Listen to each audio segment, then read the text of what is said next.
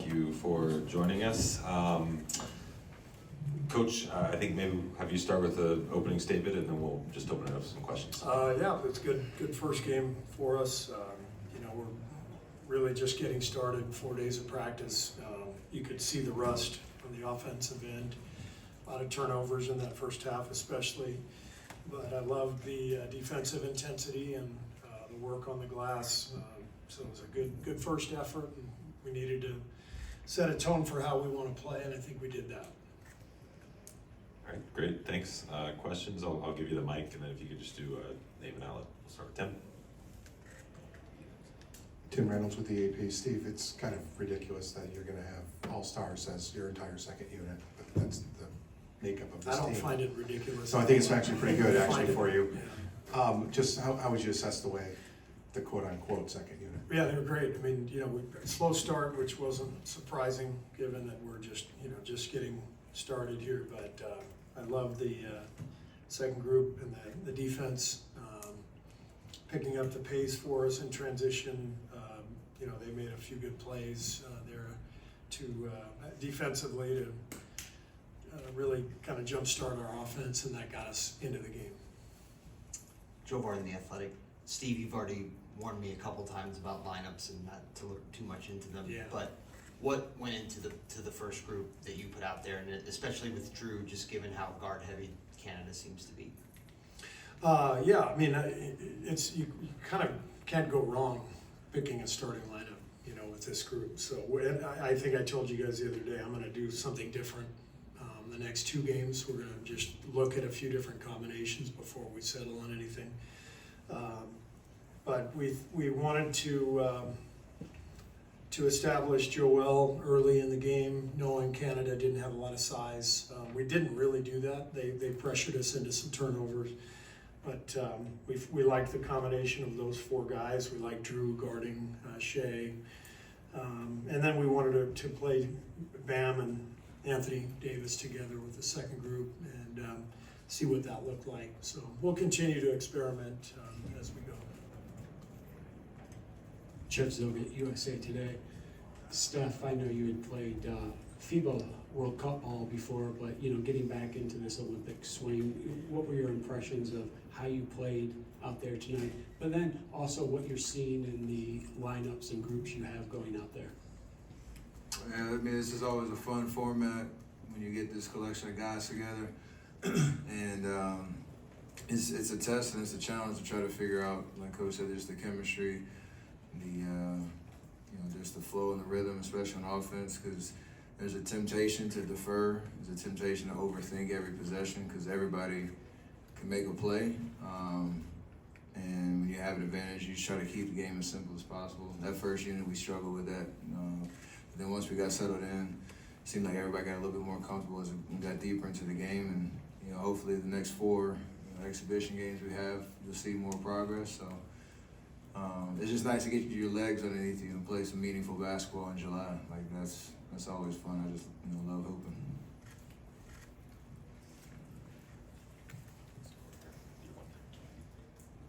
Dalton Johnson, NBC Sports Bay Area. Steph, you seem to really be getting going in that third quarter. What's the biggest adjustment as far as spacing goes with a team like this? The different shots you're gonna get. We're all, I think Coach Spo mentioned it in one of our film sessions, we're all high usage guys that you're used to having the ball in your hands and creating, knowing where the defense is. In this FIBA, in this team, catch and shoot, simple shots. You got to be able to knock them down. You don't know how many you're going to get. You don't know when they're going to come. The spacing is great. We've been getting great shots this whole time playing against a select team or against ourselves and against Canada. So that's been consistent. It's just a matter of can we knock them down, and then just try to make each possession on offense a little bit smoother, knowing what we're trying to get into. That'll come. So. Just gotta be able to knock down shots. Like that's gonna be a name of the game, especially when games get tight.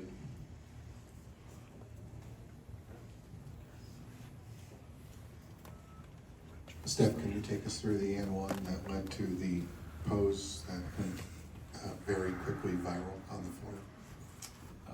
Just having fun. I obviously got to the basket, and I slid across. I was trying to get back up, but I got stuck, so I just went with the pose and gave myself a second to get up. But you know, I like to have fun and enjoy myself, and it didn't take long for me to, find an opportunity tonight.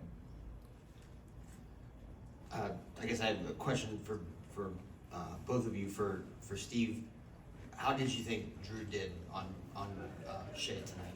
And then for Steph, I was wondering just the player reaction in the room when you learned that Kawhi wasn't going to make it. Drew was great. He's one of the best defenders in the league, not just on ball, but off ball, his help, his anticipation.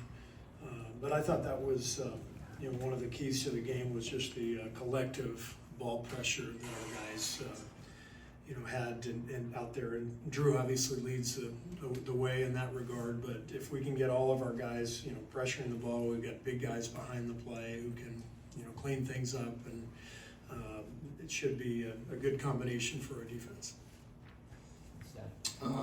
Yeah, I mean, Kawhi gave it everything he had when he was preparing, and it was the last 3 days of camp, and there was conversation mutually between USAB leadership and Kawhi and his team just to make sure he was set up for success. And I mean, obviously they're tough decisions, and I know he wanted to play, but it's one of those things where he wished us luck and wanted us to go get the goal, and you love that kind of support from a guy that's in a tough situation like that. But hopefully for the long term, he's in a good place because the game needs him.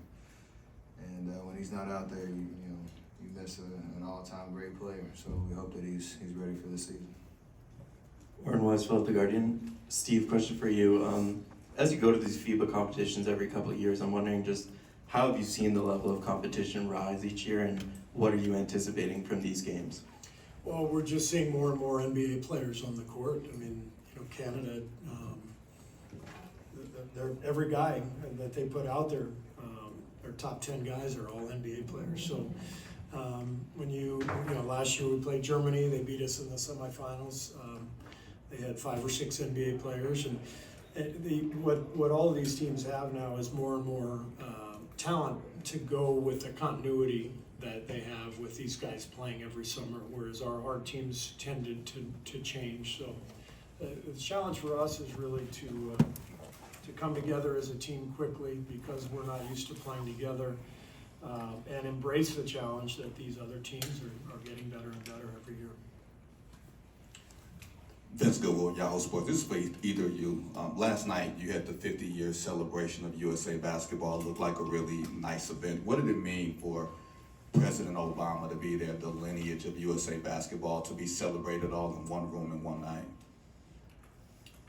I mean,